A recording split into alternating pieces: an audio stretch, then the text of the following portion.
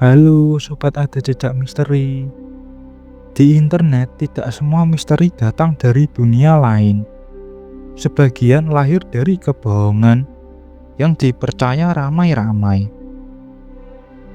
Bayangkan jika suatu hari sebuah video sederhana muncul di media sosial.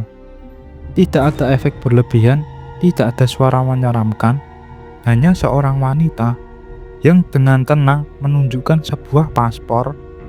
Namun, ketika kamera menyorot lebih dekat, ada satu detail yang membuat siapapun terdiam. Nama negara di paspor itu tertulis jelas Torenza. Masalahnya, negara itu tidak pernah ada di peta dunia. Apa sih yang sebenarnya terjadi? Mari kita bahas bersama.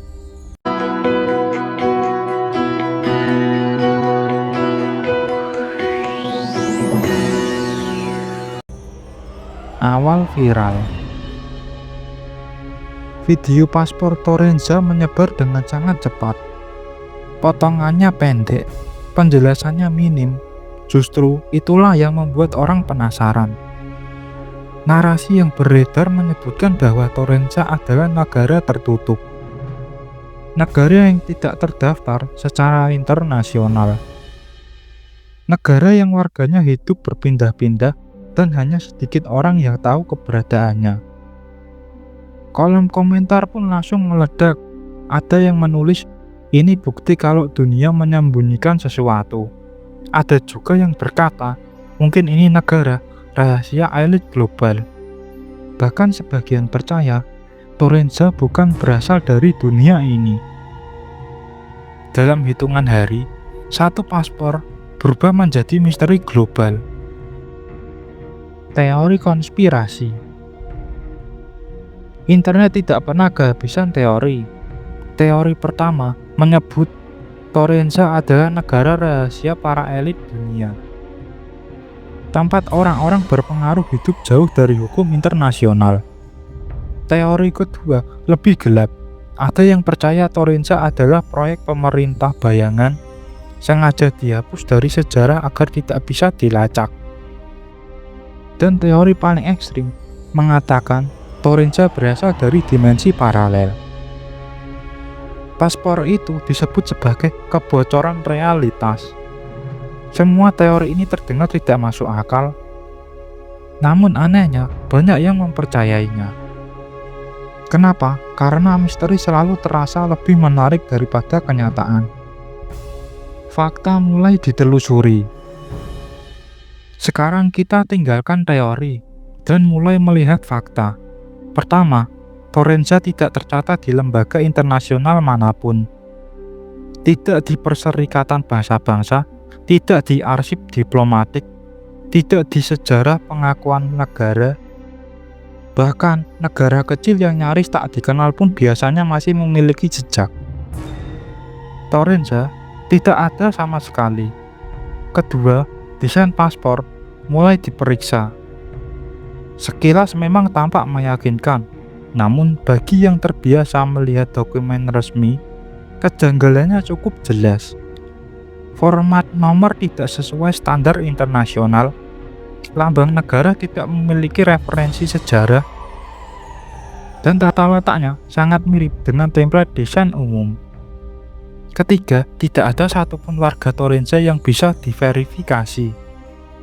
Tidak ada kedutaan, tidak ada konsulat, tidak ada catatan imigrasi. Semua klaim tentang warga Torenza hanya berasal dari cerita tanpa bukti nyata. Jadi apakah ini hoax? Jika semua faktanya tidak mendukung, maka jawabannya terlihat jelas. Ini hoax.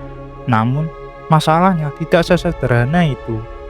Pertanyaan sebenarnya bukan apakah Torenza nyata, tapi mengapa begitu banyak orang mempercayainya?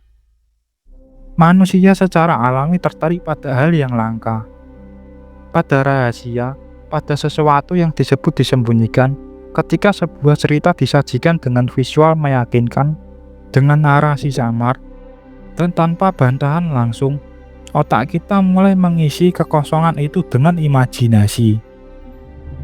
Dan imajinasi seringkali lebih kuat daripada logika. Dugaan terkuat tentang Torensa. Banyak analis percaya kasus Torensa kemungkinan besar adalah eksperimen sosial atau konten viral yang dirancang dengan sangat rapi. Tujuannya bukan untuk menciptakan negara palsu, melainkan untuk menguji satu hal. Seberapa mudah manusia modern mempercayai sesuatu hanya karena terlihat resmi. Jika ini benar, maka Torensa bukanlah misteri terbesar. Misteri sebenarnya adalah cara manusia berpikir di era digital. Torensa mungkin tidak pernah ada di dunia nyata, namun kisahnya nyata di benak jutaan orang.